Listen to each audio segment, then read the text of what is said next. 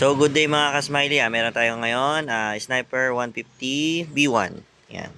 So, ito yung merong all eye na fairings. So, yan. Ganyan kaganda yung wiring niya, di ba? Okay, so, ang gagawin natin, mas pagagandahin natin yan. Yan. Ito yung mga relay niya. Yan. Yun, may relay pa doon. Yan yung wiring niya. So, mas gagandahan natin yan. Kung maganda sa kanila yan, mas gagandahan natin yan. Ayan.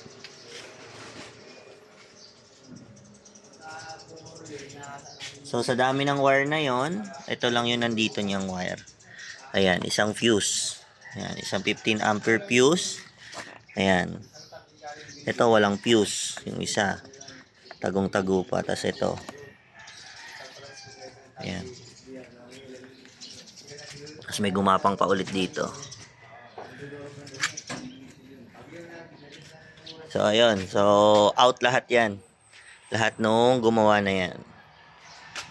So, ayun. Nalinisan na rin natin to na power washer para hindi masyado madumi habang nagwa-wiring tayo. So, ayun. Natanggal ko na yung mga unang setup. So, ito na yung pre-repair ko. So, naglagay tayo ng horn dito.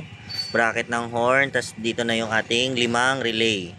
Ayan. So, yung malalaking relay lang yung gagamitin natin kasi yun yung budget ni sir eh. Hindi tayo gagamit ng maliliit. Ayan. Pero parehas lang naman yun. Okay, so, malinis na. So, good evening mga ka-smiley. Tapos na yung ating Sniper 150 MX. So, version 1. So, ano ba yung mga upgrades natin dito? Siyempre, umpisa muna tayo sa battery. So, sa battery, in-upgrade natin yung kanyang fuse box. Ginawa nating 4 bank fuse box. Yan. So, itong 10 ampere na to, ito yung all lights relay natin. Itong 15 ampere na to, ito yung ating horn. Ito yung dating malalaking fuse na 7.5 at saka 15 ampere. So, nadagdag, itong kulay white na to, itong isang 7.5 ay yan yung ating radiator fuse. Tama, meron na tayong radiator fuse. Yan.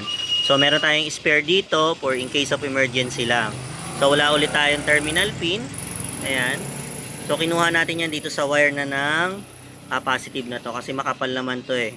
Sobrang kapal. So, ito yung ating negative. Wala rin tayong terminal. So, pag nagbakla si sir ng battery, battery lang at saka yung mga terminal lang na original. Ayan. So, ito yung wiring natin. Ayan. So, magkakasama na sila sa dating harness. Ayan. Tapos, nagpalit tayo ng flasher relay. Ayan. Tapos, yun yung ating PKE. Nasa ilalim. ECU ng PKE natin. Tapos, ito yung buzzer. Nandyan. So, ito yung negative. May negative tayo dyan. Tapos, ayan. So, ito naman ay tuluan ng tubig. Ayan. So, dito, sa mini driving light, meron na tayo isang extra ulit para sa pwede tong laser gun or another set ng mini driving light. So, may isa na tayong extra. So, nandyan lang yan sa dulo. Pwede yan ilagay doon sa unahan. So, dito, ito yung ating mga negative na mini driving light. Negative ng relay, yan, at saka negative ng sa taas sa handlebar natin. So, papunta yan doon. So, nandito nakalagay yung isang horn niya. So, hindi ako nag-setup nito pero mukhang okay naman. So, may maganda naman yung vibration niyan. Okay. Tapos, ayan. So, lahat ng wire ay pumasok dito sa original na hose. Ayan. So, itong nasa labas ay isang negative lang yan. So, extra negative natin.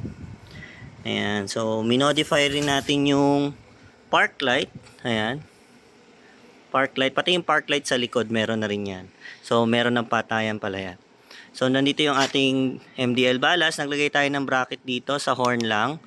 Tapos, ito yung mga relays natin. So, 5 yan. So, nakahilera yan ng maayos. So, lahat yan may function. So, ito yung ating all lights relay. Ito yung ating stock horn. Pero, mapapansin nyo, wala pa siyang stock horn dito. Ayan, dito. So, stock horn yan. So, si sir, bahala na yan dyan. Madali na lang yan i-setup. Kasi wala stock horn si sir. At least, meron na siyang naka-ready relay. Ito yung ating loud horn. Ayan, dalawa. Kasi ito yung ating dalawang PKE. Ayan. So, yan yung PKE system natin. So, ito yung radiator. Color red yan, naging color brown. So, ito yung papunta doon sa 7.5 ampere. So, meron na tong fuse yung radiator natin.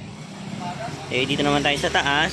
So, si sir ay nag-upgrade ng 3-way switch. Ayan, may patayan ng headlight and park light. So, dito, ayun. So, ayan. So, ito na yung atin. Yung park light po ay yung white. Yung source ay orange. Then, yung color blue is the headlight. Ayan. Tapos, dito, yung ating domino switch. Ayan, nakasakit din yan.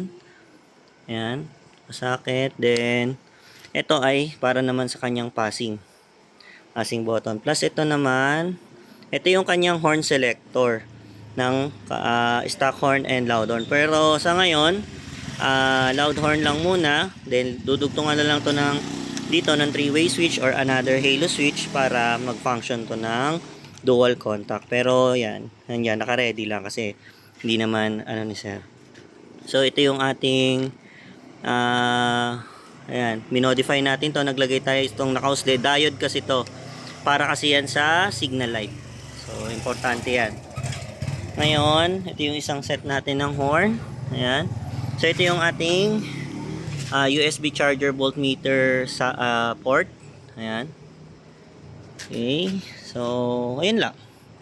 So, ito yung sa all-eye nya. So, naglagay tayo dito ng 3M sa gilid para hindi na lumuluwa. Tapos, ginamitan natin siya dito ng ayan, naglagay tayo ng alambre pansamantala. Ayan, para pang-lock lang. Then, glue stick. Ayan, so, hindi ko kasi alam paano gagawa ng paraan to. Pwede sana epoxy eh. Kaya lang baka ma-fix na ng gusto.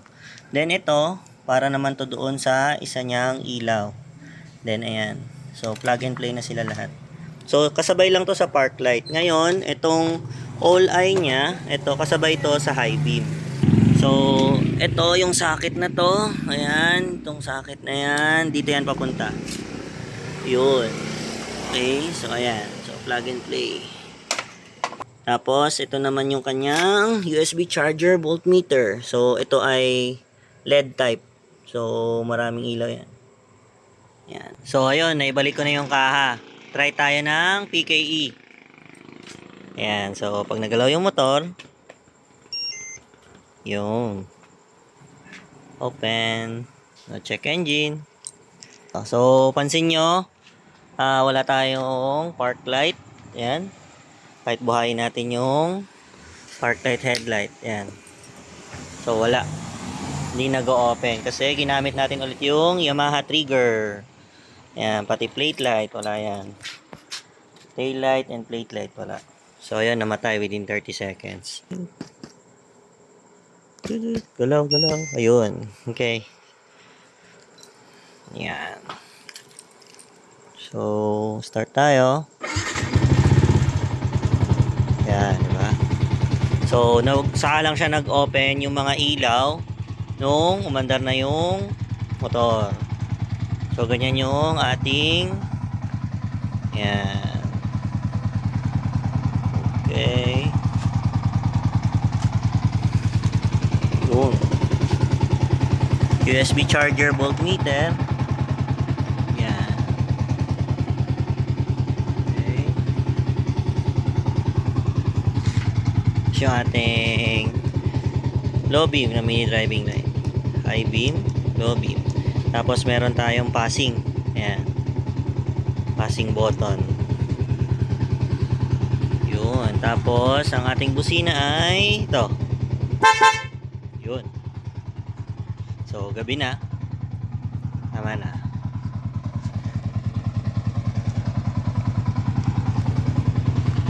Right.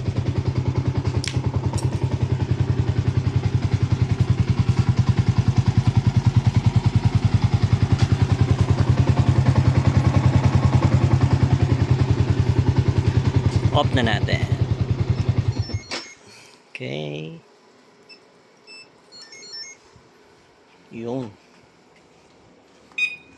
Thanks mga ka-smiley.